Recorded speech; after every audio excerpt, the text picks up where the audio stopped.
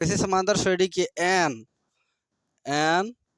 2n 3n तथा 3n पदों का योगफल दिया हुआ कितना x1 x2 x3 ये दिया हुआ इसका योगफल। ये हमारा समांतर शर्त प्रयुक्त हो गया, ये योगफल करा।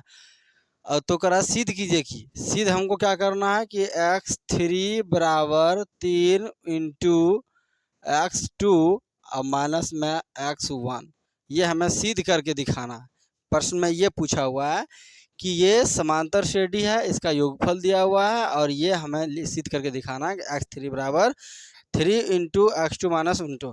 तो अगर ये समांतर श्रेणी है तो हमें d निकालना है।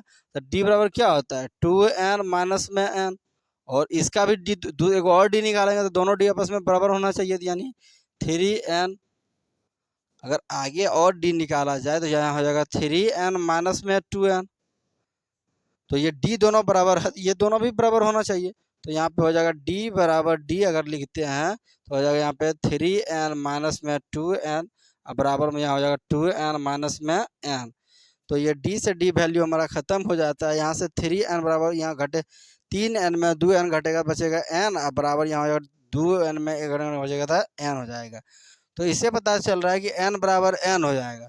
तो s1 बराबर क्या हो जाएगा s1 बराबर हो जाएगा 1 और s2 बराबर हो जाएगा 2 और s3 बराबर हो जाएगा 3, क्योंकि n1 बराबर n1। तो ये n का मान है ना, ये n होता है sn s1। तो x1 बराबर 1 x2 बराबर s2। तो हमें सिद्ध करना है क्या x3 बराबर, यहाँ s3 बराबर लिख लेंगे तो क्या हो जाएगा 3 इंटू x1 2 दे रहा है तो x2 का मान कितना है 2, और यहाँ पे माइनस में x1 दे रहा है तो x का मान कितना है 1।